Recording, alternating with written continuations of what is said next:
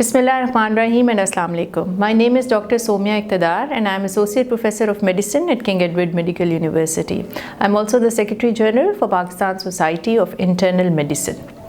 मेरे पास पेशेंट्स जब भी डायबिटिक या हार्ट डिजीज़ या ब्लड प्रेशर के आते हैं तो एक क्वेश्चन जो मैं उनसे कॉमनली पूछती हूँ कि क्या आपने अपने कोलेस्ट्रॉल के लेवल्स चेक कराए हैं। और एक फ्रीक्वेंटली जो मुझे आंसर मिलता है वो ये कि डॉक्टर साहब हम तो बिल्कुल चिकनाई नहीं खाते, सो हमारी तो कोलेस्ट्रॉल बढ़ नहीं सकती।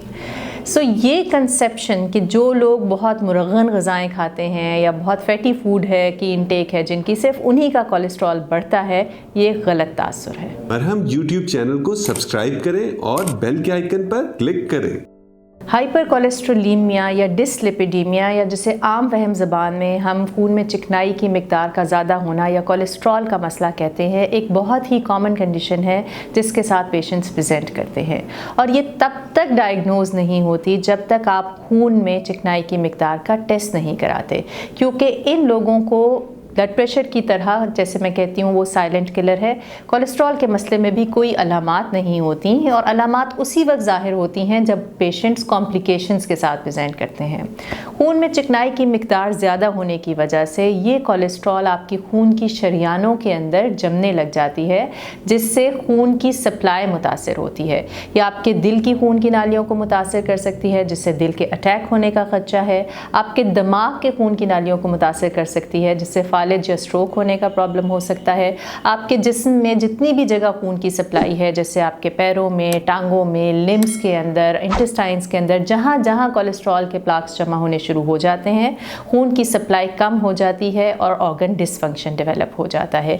या आपके जिगर में भी इकट्ठी हो जाती है और चर्बी करती है, जो कि फैटी लिवर डिजीज़ के साथ पेशेंट्स प्रेजेंट करते हैं। तो कोलेस्ट्रॉल या हाइपर कोलेस्ट्रोलीमिया या डिसलिपिडीमिया एक ऐसा मसला है जिसको टेस्ट करके ही आप जान सकते हैं कि आपके खून में चिकनाई की मिकदार कैसी है। अब अगर कोलेस्ट्रॉल की हम बात करें तो कोलेस्ट्रॉल मेनली दो टाइप्स का होता है। आम लोगों की समझने के लिए इसे हम गुड कोलेस्ट्रॉल और बैड कोलेस्ट्रॉल में डिवाइड करते हैं।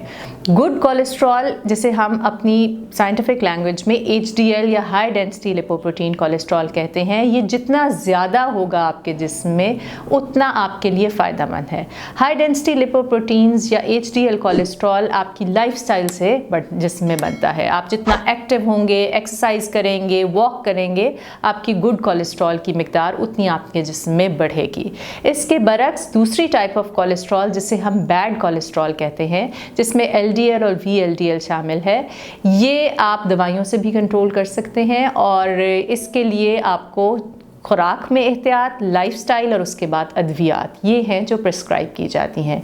एक और चिकनाई की किस्म है जिसे हम ट्राइग्लिसराइड्स कहते हैं।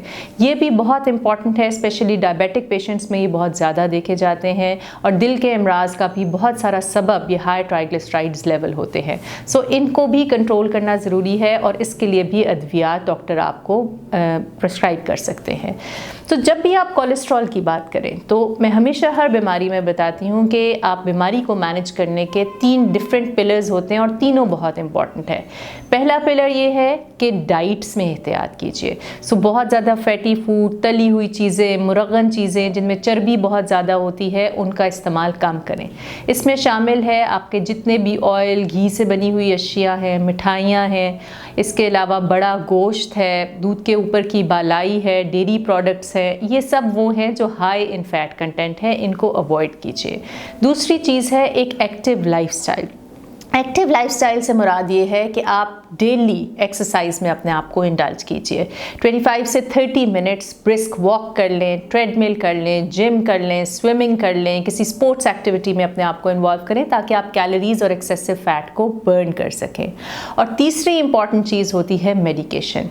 अगर डाइट और लाइफस्टाइल चेंजेस से आपके कोलेस्ट्रॉल के लेवल्स टारगेट्स को मीट नहीं कर रहे और नॉर्मल लेवल्स से ज़्यादा है, तो फिर आपको सर्टेन मेडिकेशन पे डालना पड़ता है, जो डॉक्टर सुपरवाइज्ड मेडिकेशन आपको देते हैं और उसको साथ साथ लेवल्स को मॉनिटर करते हुए दवाइयों को टाइट्रेट करते हैं कि डोज बढ़ाने की ज़रूरत है या कम भी कर सकते हैं।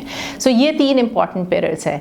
वो लोग जो कि बहुत मोटे हैं, ओबीस हैं, जिनकी फैमिली में डायबिटीज़ या फिर कोलेस्ट्रॉल का मसला है, जिनको दिल की तकलीफ़ हुई है या फालिज का अटैक हुआ है, या जिनको शुगर या ब्लड प्रेशर की बीमारी है, या जिनको थायराइड का मसला है, स्पेशली हाइपोथायरॉयडिज्म। ये वो तमाम कंडीशंस हैं जिसके साथ डिसलिपिडीमियाज या कोलेस्ट्रॉल का मसला एसोसिएटेड है, और इन लोगों को ज़रूर अपना टेस्ट कराना चाहिए। दूसरी इंपॉर्टेंट बात जो कोलेस्ट्रॉल की अद्वियात के मुतालिक लोग कहते हैं, लोगों के जहन में ये बात आ गई है कि ये दवाई खाने से मेरे पट्ठों में खिंचाव, दर्द और जिस्म में दर्दें शुरू हो जाती हैं और जोड़ों में प्रॉब्लम होती है।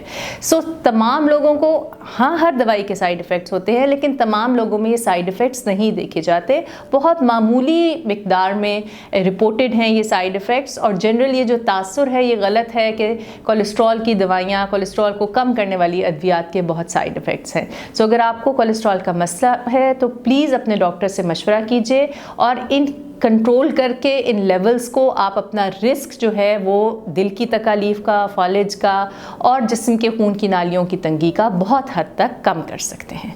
Thank you. मरहम यूट्यूब चैनल को सब्सक्राइब करें और बेल के आइकन पर क्लिक करें। अभी मरहम ऐप डाउनलोड करें और किसी भी मसले के लिए 2000 से ज्यादा स्पेशलिस्ट डॉक्टर से ऑनलाइन ऑडियो या वीडियो कॉल के जरिए बात करें।